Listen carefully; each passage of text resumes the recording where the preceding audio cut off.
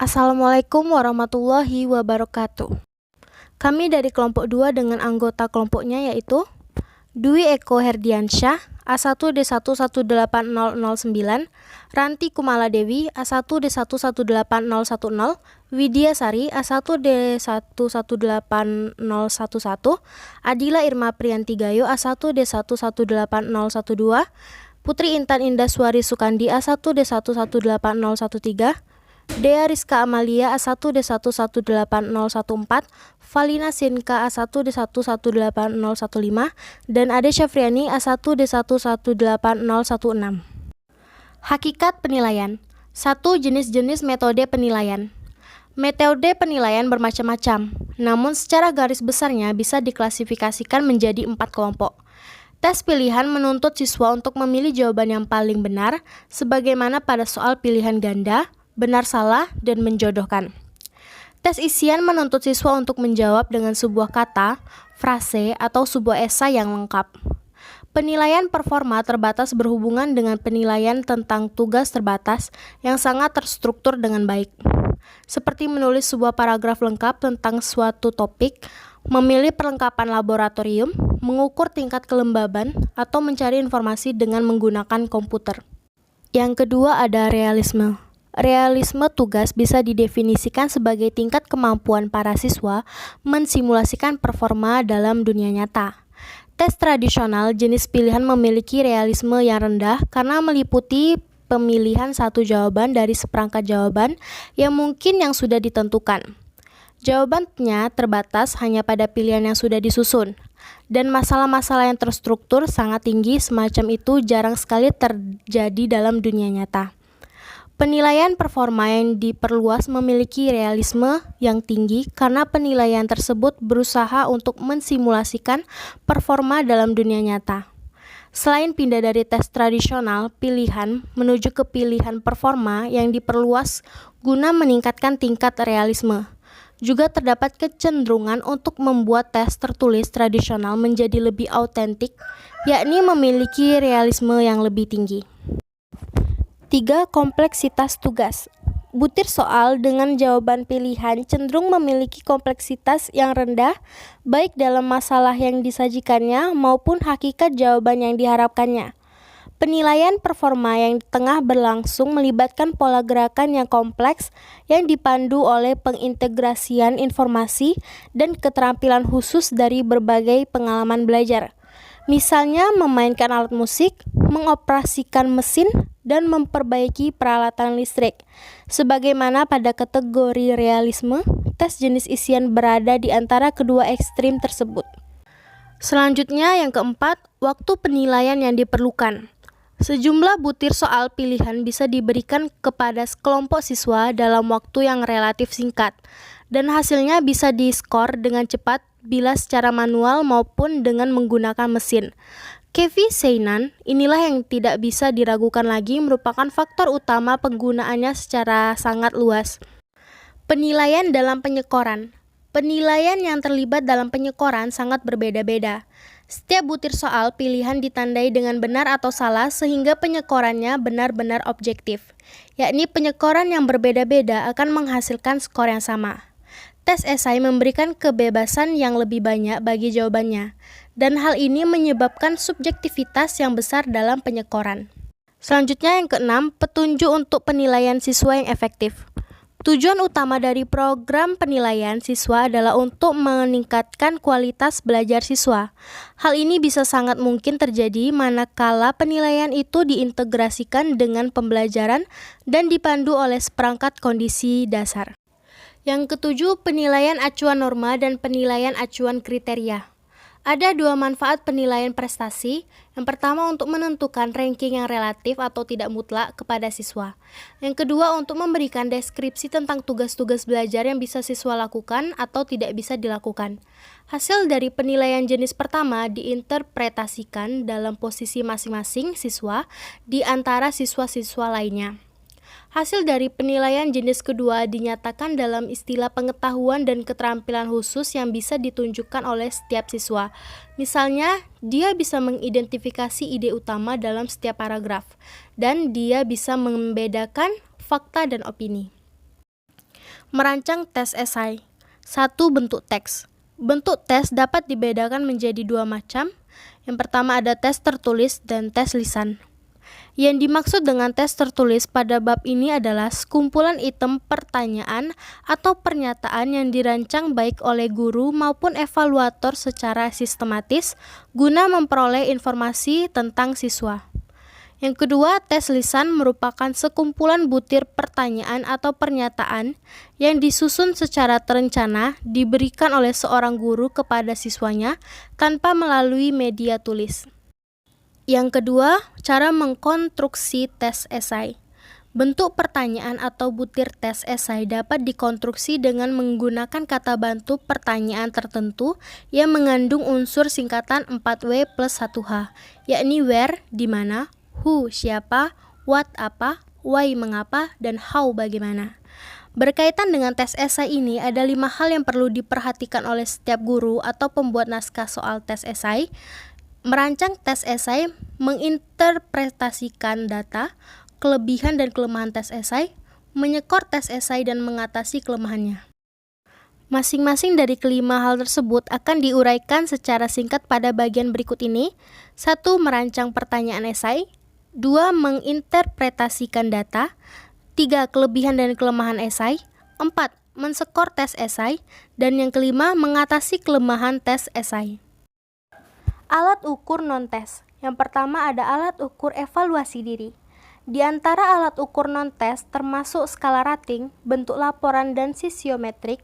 Manfaat yang paling utama dari alat ukur non-tes ini terletak pada evaluasi hasil pembelajaran yang erat hubungannya dengan kualitas pribadi dan keterampilan. Kualitas pribadi dan keterampilan ini hanya bisa dievaluasi dengan tepat melalui penampilan sebagai efek penguasaan domain keterampilan. Sebagaimana alat ukur lainnya, alat ukur non-tes ini selain dapat menghasilkan nilai atau skor, mereka juga dapat dipergunakan untuk mengevaluasi pengetahuan dalam bentuk 1. Produksi, 2. Kualitas personal yang mencakup nilai, dan yang ketiga sikap yang dihasilkan sebagai keterkaitan antara kedua unsur di atas. Selanjutnya yang kedua, alat ukur rating. Secara umum, fungsi utama alat ukur rating dapat digunakan untuk 1. Mengevaluasi kualitas pribadi siswa. Yang kedua, memberikan penghargaan proses serta produk yang dihasilkan dari hasil pembelajaran siswa. Pada umumnya, hampir semua alat evaluasi rating digunakan untuk melengkapi alat eksplorasi data dengan menggunakan pendekatan observasi. Yang ketiga, kartu-kartu skor atau KKS. Jenis alat ukur non-tes yang ketiga adalah kartu skor. Kartu skor banyak digunakan dalam pendidikan pada umumnya dan juga pada pendidikan kejuruan.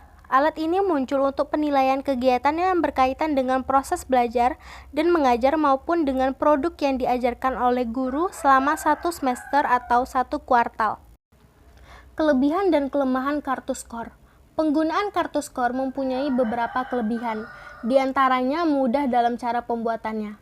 Para guru dengan sedikit training tentang penyusunan kartu skor akan dengan mudah dan cepat dapat menyusun daftar karakteristik yang diinginkan dan menunjukkan skor standar. Ini merupakan kelebihan, sehingga kartu skor sampai sekarang masih digunakan dalam proses evaluasi dengan jenis alat ukur non-tes. Setiap kartu skor sebaiknya direncanakan terdiri atas butir pertanyaan yang jumlahnya tidak lebih dari 12 butir pertanyaan.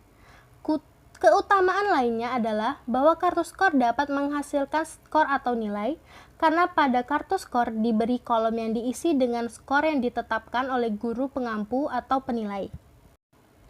Yang keempat, bentuk-bentuk laporan. Ada 3 macam teknik evaluasi yang sering digunakan untuk menilai bentuk laporan kerja proyek, yaitu laporan proyek, log, dan laporan kegiatan. Penilaian alternatif atau alternative assessment. Penilaian alternatif menurut Yusuf 2015 halaman 270 merupakan satu jenis penilaian dalam pembelajaran dengan menggunakan berbagai teknik penilaian, di mana peserta didik menciptakan suatu respon atau alternatif jawaban sendiri terhadap suatu pertanyaan atau tugas, atau melakukan tindakan, perbuatan, unjuk kerja dalam dunia nyata. Landasan rasional. Terdapat 5 landasan sebagai berikut.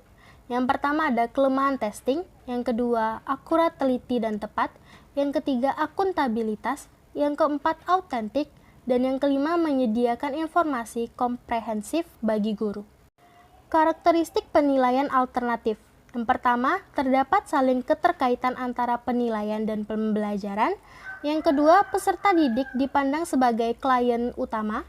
Yang ketiga, penilaian alternatif dilakukan secara berkelanjutan. Yang keempat, memuat tugas-tugas bermakna. Dan yang kelima, kriteria penilaian didistribusikan terlebih dahulu. Penilaian autentik. Pada prinsipnya, penilaian autentik adalah penilaian alternatif. Namun tidak semua penilaian alternatif adalah penilaian autentik.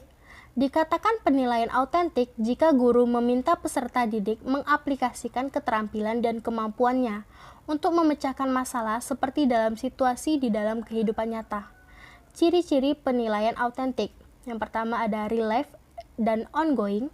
Kedua, kriteria yang akan digunakan dimengerti sejak awal. Yang ketiga, valid dan reliable. Yang keempat, peserta didik merancang sendiri tugasnya. Yang kelima, mengembangkan dan mengutamakan kemampuan berpikir tingkat tinggi. Yang keenam, autentik atau dalam situasi nyata. Dan yang ketujuh, komprehensif dan terintegritas. Selanjutnya, penentuan nilai atau grade. Grade hasil belajar siswa dapat didefinisikan sebagai berikut. Grade is major division of the instructional program on school, representing the working of one school year. Oleh Good 2013. Grade dapat juga diartikan derajat atau angka yang merupakan bagian program instruksional di sekolah dan menggambarkan kinerja siswa dalam periode 1 tahun. Macam-macam sistem grade. Yang pertama ada grade tunggal. Grade tunggal bisa didefinisikan sebagai sistem penentuan grade yang bentuknya paling sederhana dan paling banyak digunakan. Yang kedua, grade ganda atau multigrade. Didefinisikan, grade ganda atau multigrade adalah sistem penentuan hasil belajar yang banyak digunakan dalam konteks evaluasi pendidikan. Selanjutnya, penilaian performa. Penilaian performa atau performa merupakan penilaian yang dilakukan guru dengan mengamati kegiatan peserta didik dalam melakukan suatu tugas. Karakteristik penilaian performa. Yang pertama ada menyusun respon sendiri, yang kedua berpikir pada tingkat lebih tinggi, yang ketiga keautentikan tugas-tugas, yang keempat proses dan produk, dan yang terakhir mengutamakan kedalaman bukan keluasan. Selanjutnya ada jenis-jenis tes performa. Yang pertama ada paper and pencil performance, yang kedua ada recognition test, yang ketiga ada simulated performance, dan yang terakhir ada work sample test. Manfaat tes performa, yaitu untuk meramalkan kesuksesan dalam melaksanakan keterampilan tertentu, untuk mendiagnosis kesulitan-kesulitan dalam penampilan, sebagai alat bantu dalam pendidikan peserta didik, sebagai patokan atau kriteria untuk menilai kemajuan seseorang dalam penelitian atau dalam promosi dalam latihan, dan untuk menilai keterampilan dan sekaligus kualitas produk yang dihasilkan. Langkah-langkah penyusunan tes performa. Susun secara cermat keterampilan dan kemampuan khusus yang terlibat dalam kegiatan tertentu yang akan diukur. Pilih keterampilan yang akan diuji di antara keterampilan yang telah ditetapkan. Keterampilan yang dipilih harus mewakili yang sesungguhnya. Selanjutnya, inventory performa.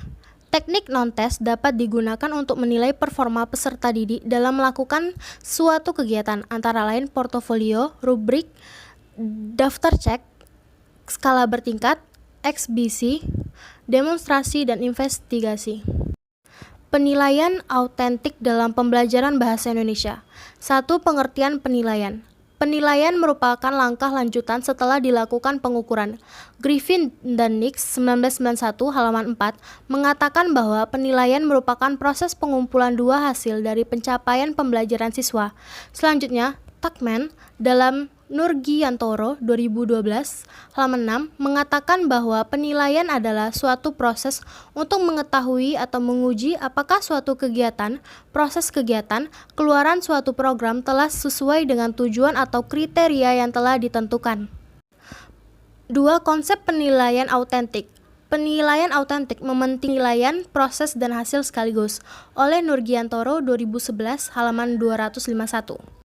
Mouller 2008 mengatakan, authentic assessment a form of assessment in which students are asked to perform real work that demonstrate meaningful application of essential knowledge and skill. Penilaian autentik adalah bentuk penilaian saat para siswa diminta untuk melakukan tugas-tugas nyata yang menunjukkan atau menggambarkan penerapan pengetahuan dan keterampilan penting yang bermakna. Yang ketiga, penilaian autentik dalam kaitannya dengan penilaian formatif dan sumatif.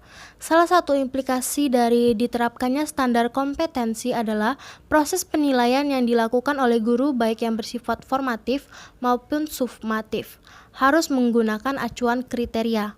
Untuk itu, dalam menerapkan standar kompetensi, guru harus 1. Mengembangkan matriks kompetensi belajar yang menjamin pengalaman belajar yang terarah.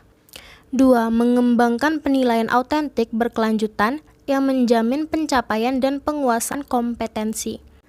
4. Landasan teoritis dan landasan pedagogis. Brin dan Candlin 1980 menyatakan bahwa belajar bahasa adalah belajar bagaimana untuk berkomunikasi sebagai anggota dari kelompok sosial budaya tertentu. Sementara itu, dari perspektif sosiolinguistik, oleh Hiller berpendapat bahwa bahasa harus dipandang sebagai seperangkat sumber daya yang beredar dengan cara yang tidak sama dalam ruang diskursif. Dalam belajar bahasa, diperlukan strategi tertentu agar pembelajaran menjadi efektif dan efisien. Rubin dalam Mokhtari 2007 menjelaskan bahwa strategi pembelajaran bahasa adalah strategi yang secara langsung atau tidak langsung memfasilitasi perluasan sistem bahasa.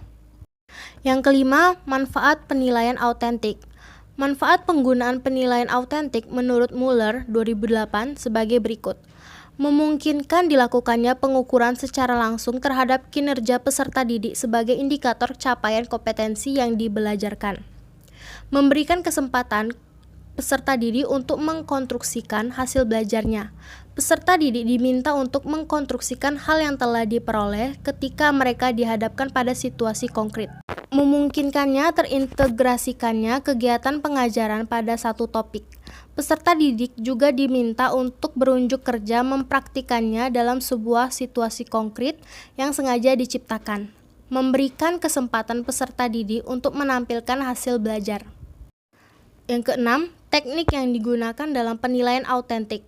Menurut Nurgiantoro 2013, halaman 315 sampai halaman 318, teknik yang dapat digunakan untuk melakukan penilaian autentik yaitu 1. Penilaian kinerja, 2. Wawancara lisan, 3. Interview pertanyaan terbuka, 4. Menceritakan kembali teks atau cerita, kelima portofolio, dan yang keenam proyek. Selanjutnya, penilaian dalam pembelajaran bahasa Indonesia di sekolah dasar. Penilaian berbasis kelas merupakan suatu kegiatan pengumpulan informasi tentang proses dan hasil belajar siswa yang dilakukan oleh guru yang bersangkutan, sehingga penilaian tersebut akan mengukur apa yang hendak diukur dari siswa. Penilaian atau assessment adalah penerapan berbagai cara dan penggunaan beragam alat penilaian untuk memperoleh informasi tentang sejauh mana hasil belajar siswa atau ketercapaian kompetensi atau rangkaian kemampuan siswa. Pengukuran adalah proses pemberian angka atau usaha memperoleh deskripsi numerik dari suatu tingkatan bila seorang siswa telah mencapai karakteristik tertentu. Hasil penilaian dapat berupa nilai kualitatif atau pernyataan naratif dalam kata-kata dan nilai kuantitatif berupa angka. Selanjutnya, penilaian memiliki fungsi sebagai berikut. 1. Menggambarkan sejauh mana seorang siswa telah menguasai suatu kompetensi. 2. Mengevaluasi hasil belajar siswa dalam rangka membantu siswa memahami kemampuan dirinya, membuat keputusan tentang langkah berikutnya, baik untuk pemilihan program, pengembangan kepribadian maupun untuk penjurusan.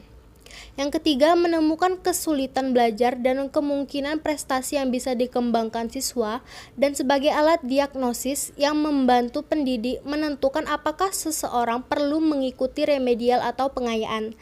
Yang keempat, menemukan kelemahan dan kekurangan proses pembelajaran yang sedang berlangsung guna perbaikan proses pembelajaran berikutnya.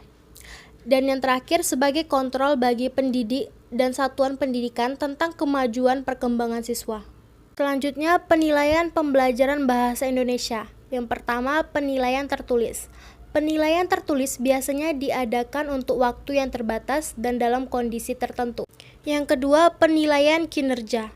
Penilaian kinerja adalah penilaian berdasarkan hasil pengamatan penilai terhadap aktivitas siswa sebagaimana yang terjadi. Penilaian dilakukan terhadap kinerja tingkah laku atau interaksi siswa.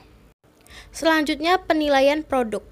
Penilaian hasil kerja atau produk merupakan penilaian kepada siswa dalam mengontrol proses dan memanfaatkan atau menggunakan bahan untuk menghasilkan sesuatu. Kerja praktik yang dikerjakan siswa. Untuk pembelajaran bahasa, bentuk penilaian produk ini diantaranya membuat puisi, cerpen, dan sewaktu-waktu siswa harus membuat kelengkapan bermain peran, baju, topeng, atau properti lainnya. Atau siswa harus membuat alat peraga untuk pembelajaran membaca permulaan. Selanjutnya, penilaian portofolio. Portofolio merupakan kumpulan hasil atau hasil kerja seorang siswa dalam satu periode tertentu. Kumpulan hasil karya ini menggambarkan taraf kemampuan atau kompetensi yang telah dicapai oleh seorang siswa. Dengan demikian, portofolio dapat memperlihatkan perkembangan kemajuan belajar siswa. Perkembangan tersebut tidak dapat terlihat dari hasil pengujian.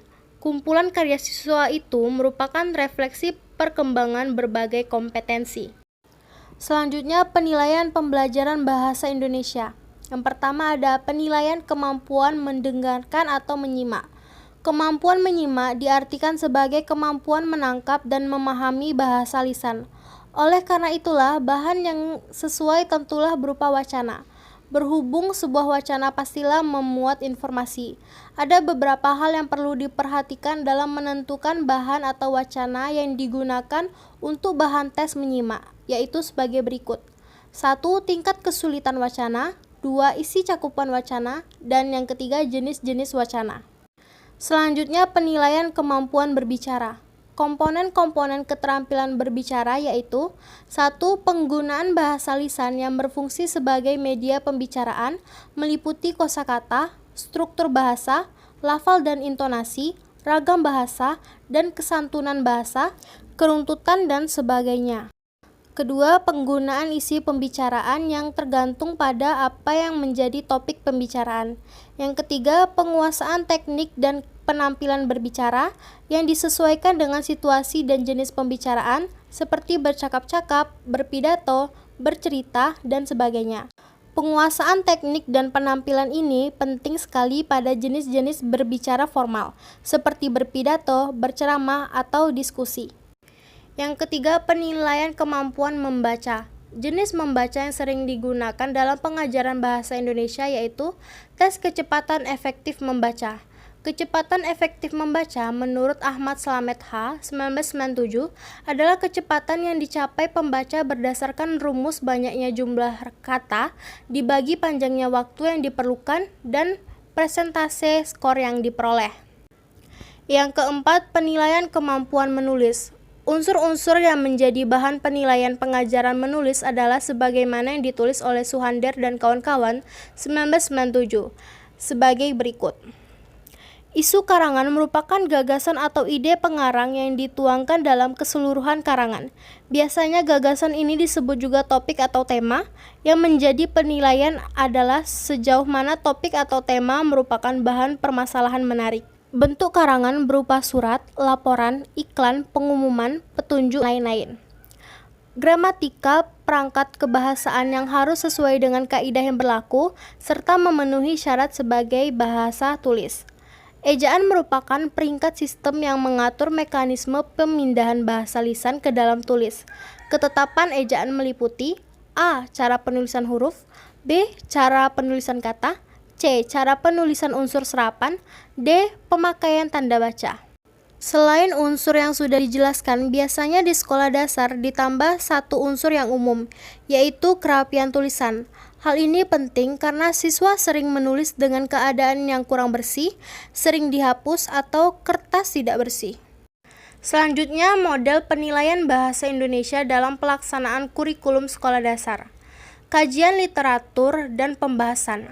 Pendidikan adalah usaha sadar dan terencana untuk mewujudkan suasana belajar dan proses pembelajaran agar peserta didik secara aktif mengembangkan potensi dirinya untuk memiliki kekuatan spiritual keagamaan, pengendalian diri, kepribadian, kecerdasan, akhlak mulia, serta keterampilan yang diperlukan dirinya, masyarakat, bangsa, dan negara. Jabaran Standar Isi atau SI. Dalam upaya mengembangkan SK, KD, dan SI dalam pembelajaran di kelas, sebaiknya menjabarkan secara sistematik. Pertama, guru, kepala sekolah, dan komite sekolah secara bersama menyusun kurikulum sekolah berdasarkan SI yang disesuaikan dengan kepentingan daerah dan lingkungan sekolah. Dan kurikulum ini dikenal dengan kurikulum tingkat satuan pendidikan yang dikenal dengan KTSP atau School Based Curriculum. KTSP ini merangkup beberapa komponen termasuk silabus untuk semua mata pelajaran. Keberadaan silabus penting karena akan bermanfaat sebagai pedoman bagi pengembangan pembelajaran lebih lanjut. Selanjutnya, ilustrasi proyek cara belajar siswa aktif. Adanya keterlibatan peserta didik yang cukup tinggi dalam proses pembelajaran, berikut disajikan 3 contoh kegiatan yang dapat direkam. Misalnya untuk mata pelajaran Bahasa Indonesia, guru menugaskan peserta didik untuk membentuk kelompok kecil dan mengamati tumbuhan yang ada di sekitar sekolah selama beberapa menit. Setelah itu mereka dianjurkan membuat suatu sajak berdasarkan catatan pengalaman mereka. Kemudian mereka membacakan sajak di depan kelas. Selanjutnya peserta didik melaksanakan seminar mini di kelas mereka.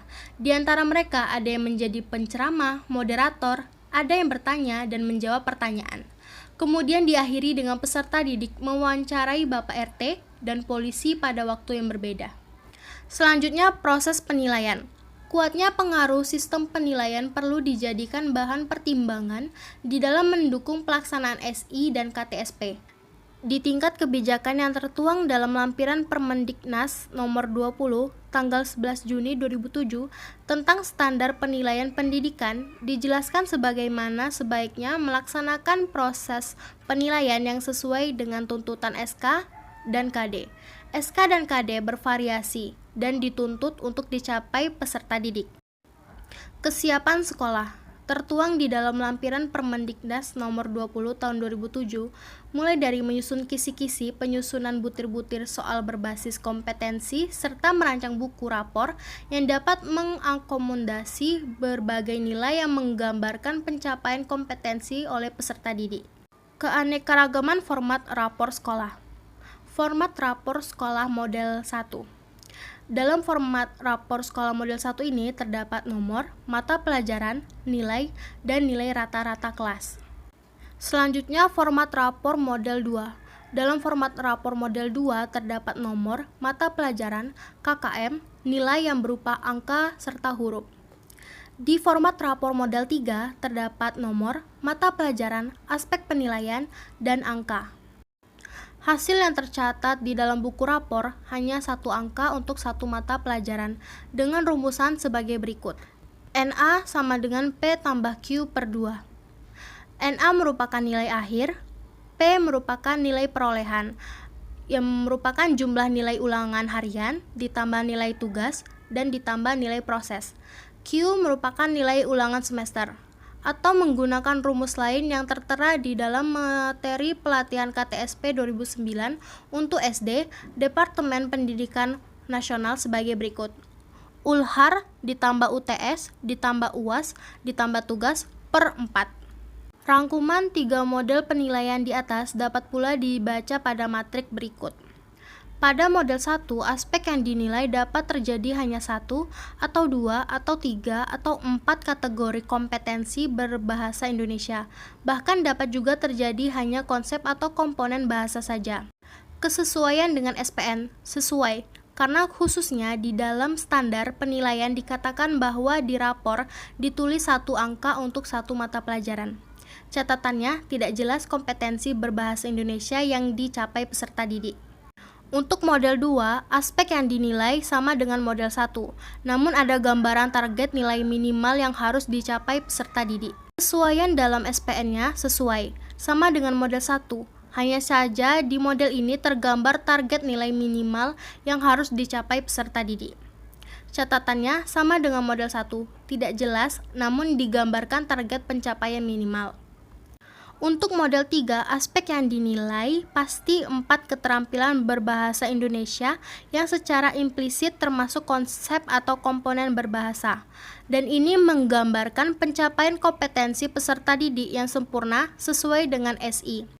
Model 3 ini sesuai dengan SPN, karena khususnya di dalam standar penilaian dikatakan bahwa proses penilaian menggunakan multi teknik yang disesuaikan dengan kompetensi yang dinilai. Catatannya, menggambarkan pencapaian 4 kategori kompetensi berbahasa sesuai dengan di SK dan KD yang ada di SI, serta menggambarkan penggunaan multi teknik dalam proses penilaian seperti dianjurkan dalam SPN. Terima kasih. Wassalamualaikum warahmatullahi wabarakatuh.